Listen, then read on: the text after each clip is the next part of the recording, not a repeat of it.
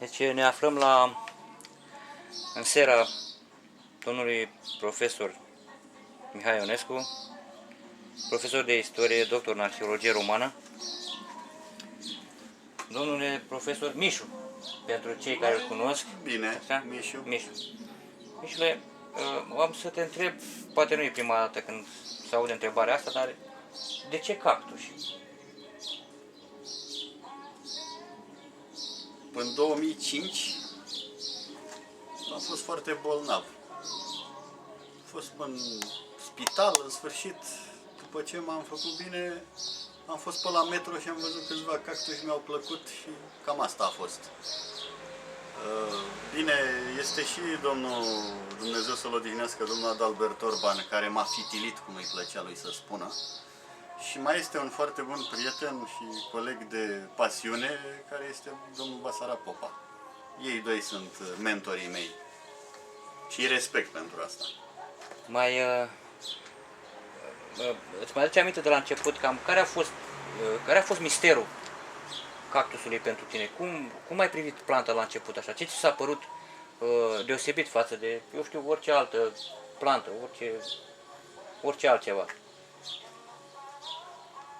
Vreau să vă spun că sunt rac și racii sunt mai țepoși așa și da? cactușii sunt și ei țepuși, dar mai fac și flori și atunci a fost așa o dragoste la prima vedere. Da? Prea multe cuvinte nu încap aici. Da, adevărul că pasiunea pentru cactuși face parte dintr-un cerc restrâns al ansamblului de pasiuni care există pe lumea asta. Din toate plantele care le aveți aici, bănuiesc că aveți un gen anume, un gen aparte, ceva care vă pasionează mai mult, ceva care vă atrage mai mult, care vă place mai mult. Ce anume?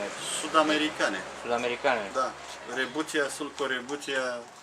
Ne puteți da un exemplu, ceva deosebit, ceva? Da, să aveți aici o Rebuția brunescens, care are niște flori superbe, foarte mari pentru genul ăsta. Și sigur, aici este în principiu tot standul ăsta dedicat sud-americanelor, mai puțin corifantele. Iar asta e o Rebuția carnival care a avut 100 de flori, din păcate nu o vedeți înflorită acum, decât vedeți ce a mai rămas. Bănuiesc că volumul de muncă a fost destul de mare pentru a ridica sera, pentru că mi-aduc aminte dintr-o vizită anterioară, vă chinuiați cu plantele pe jos, pe toate ungherele. Da, 5.000 de lei.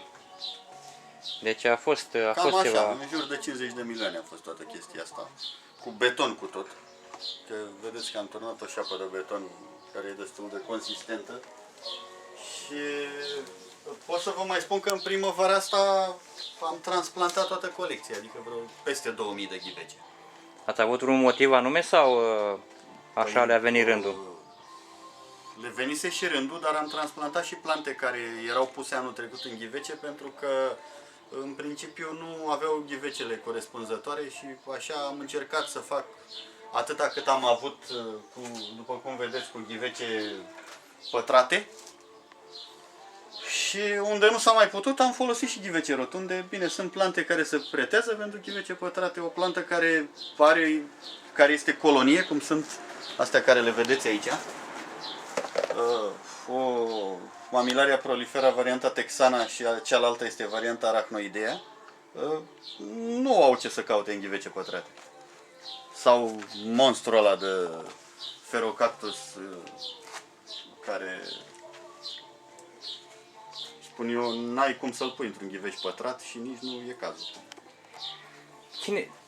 Așa ca să încheiem, ce ne puteți spune sau ce le puteți spune celor care dintr-un motiv sau altul aleg colecționarea cactușilor?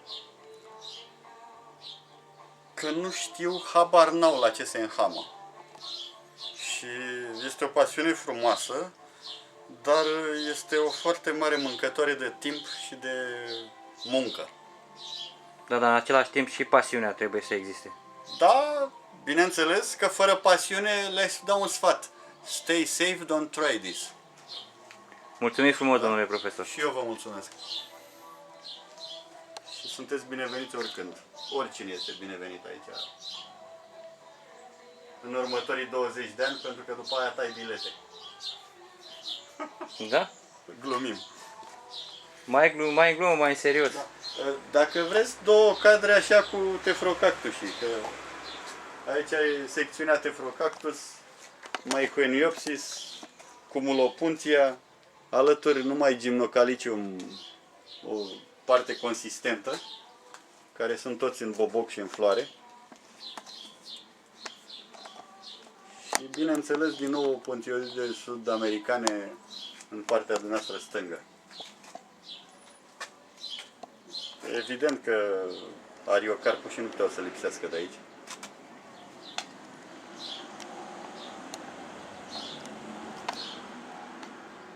Turbinii carpuși și altele.